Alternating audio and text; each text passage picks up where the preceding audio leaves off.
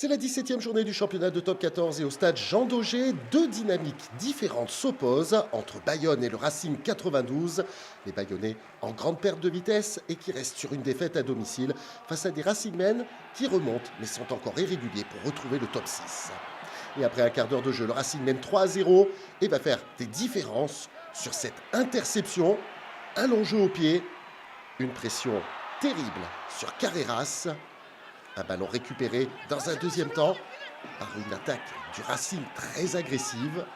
Gibert, on libère le ballon et on avance. Les Racingmen partent sur le côté. Sanconi est repoussé une première fois. On se réorganise dans le sillage de Léo Carbonneau qui va chercher les extérieurs.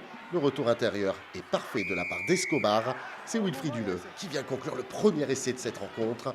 Et le premier break également, 8-0 en faveur du Racing. Et on revoit cet essai de Huleux qui résiste au retour de Baptiste Chouznou.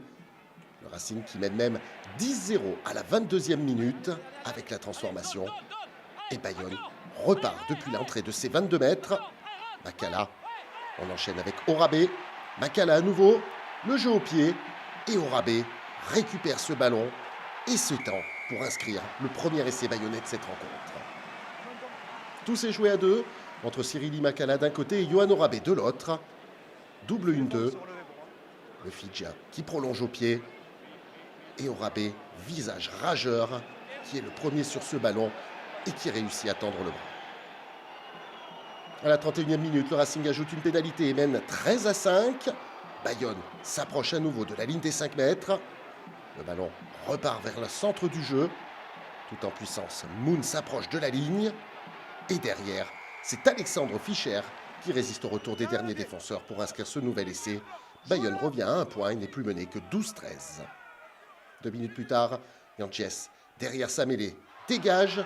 Le ballon est contré et c'est Maxime Bodon qui réussit à inscrire un nouvel essai. Le Racing reprend une petite marge et mène 18-12. 3 minutes avant la pause, Bayonne pilonne la ligne d'en but. Les Basques insistent au ras et trouvent la solution une nouvelle fois par Alexandre Fischer, l'ancien Clermontois qui réussit un doublé et qui permet aux Bayonnais de revenir à un tout petit point avant la transformation.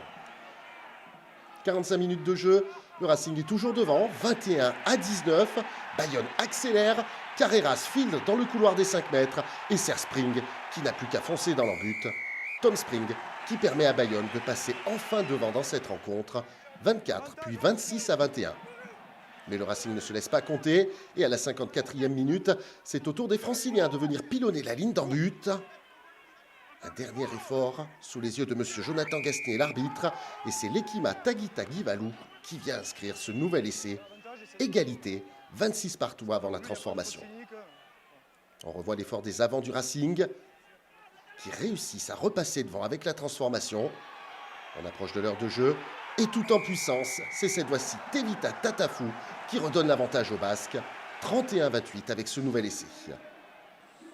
Tatafou qui charge et emmène toute la défense du Racing avec lui. Avec la transformation, Bayonne prend 5 points d'avance et mène 33-28.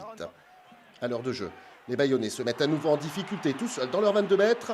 Dégagement contré, pressing, contre-ruck. Le ballon est récupéré et c'est Maxime Bodon qui, une nouvelle fois, profite de cette offrande. Au jeu des pénalités, c'est le Racing qui fait la différence et qui s'impose 41-36. Dans un match hyper spectaculaire et ponctué de 9 essais, Bayonne doit se contenter du bonus défensif et concède une deuxième défaite à domicile de suite.